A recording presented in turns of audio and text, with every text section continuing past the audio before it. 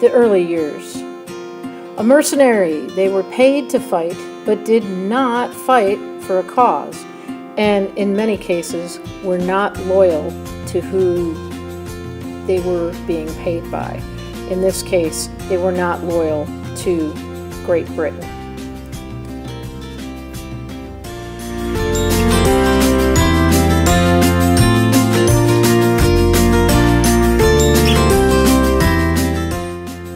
To transfer. To transfer is to move from one place to another. In this case, to move one fish into another fish bowl.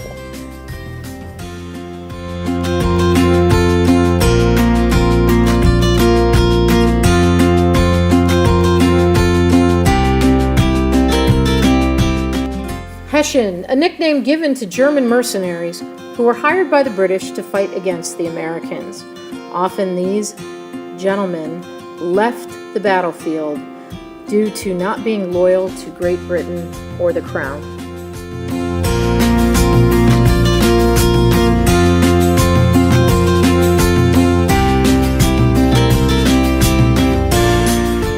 Nathan Hale was a patriot who disguised himself as a Dutch school teacher. Hale's job was to spy on the British troops.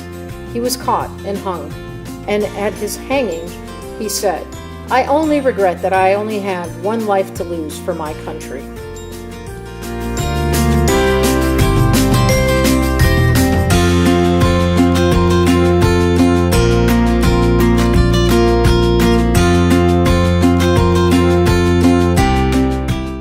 Benedict Arnold, often known as a traitor, was a patriot who took part in slowing the British down at Fort Stanwix, New York.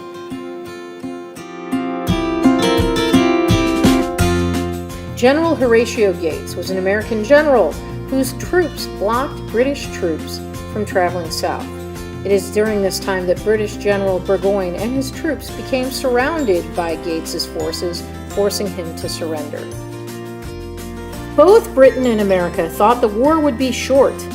Britain's plan was to crush the Americans with well-trained troops and mercenaries.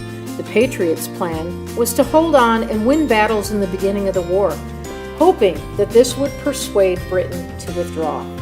The British advantage: they had money, they had a strong navy, they had a well-trained army, and they had a large population in England to supply these troops with.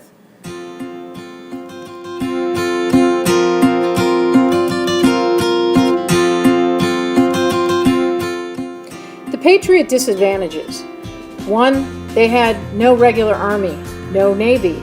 They had lack of experience in war, lack of money, lack of supplies, and soldiers that signed up for 1 year or shorter amounts of time to fight.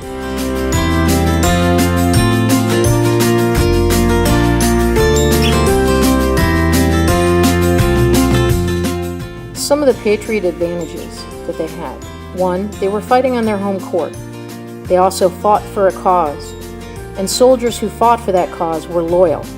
Plus, they had George Washington. He was not only loyal and courageous, but he was also very determined to stop the British. Americans valued greatly the idea of liberty and personal freedom, and because of not wanting another monarchy, the Continental Congress did not authorize power to raise its own army. Due to this, every colony had to raise their own by enlisting, raising money, and fighting their own battles. Women did play a role in this. Margaret Corbin joined the fight after her husband's death.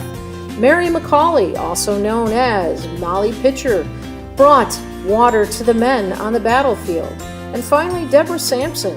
She dressed like a boy to enlist in the army and fight with the men, wanting to see her freedom for her, not only herself, but for her children.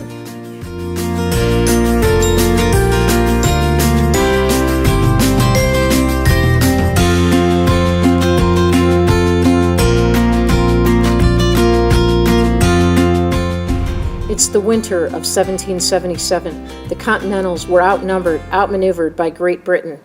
The Continental Army is running slow on supplies, including shoes, blankets, and jackets, and winter is here. The army retreated back across the Delaware into New Jersey and into Pennsylvania to seek shelter. A low point in the war. The need for fresh soldiers grows, and some states begin enlisting African Americans. Rhode Island became the first all-African American regiment at this time. It's the winter of 1776, Christmas Eve. George Washington and 2,400 of his men crossed the icy Delaware River to surprise the sleepy British, surprising them, overtaking them, and forcing them to surrender and retreat back. General Cornwallis had sent reinforcement, but Washington eludes the British, and the British are sent packing at Princeton. The British plan: take Albany, control the Hudson River. This would separate New England from the Middle Colonies.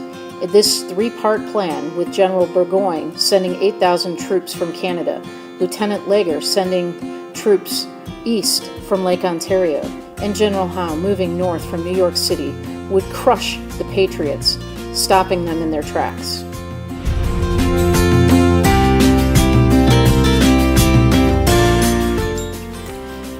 It's September 1777. The Patriots are losing. In fact, Philadelphia has fallen to the British. The Continental Congress is forced to flee. Howe, however, spends the winter in Philly instead of going to Albany. This slows down the British movement. Leger is halted in Albany as well, and Benedict Arnold forces the British troops to retreat. General Burgoyne spends his time lavishly living and traveling heavy, so that his troops are sent to Bennington, Vermont to pick up supplies. The Green Mountain Boys, a militia group, defeat the British, forcing them out without any supplies. Burgoyne, running low on supplies, is unable to meet up with the British troops. This is going to be the demise of the British in the Northern battle plan, and Howe ends up resigning as commander and is replaced by General Henry Clinton. On October 17th of 1777, Burgoyne surrenders his army.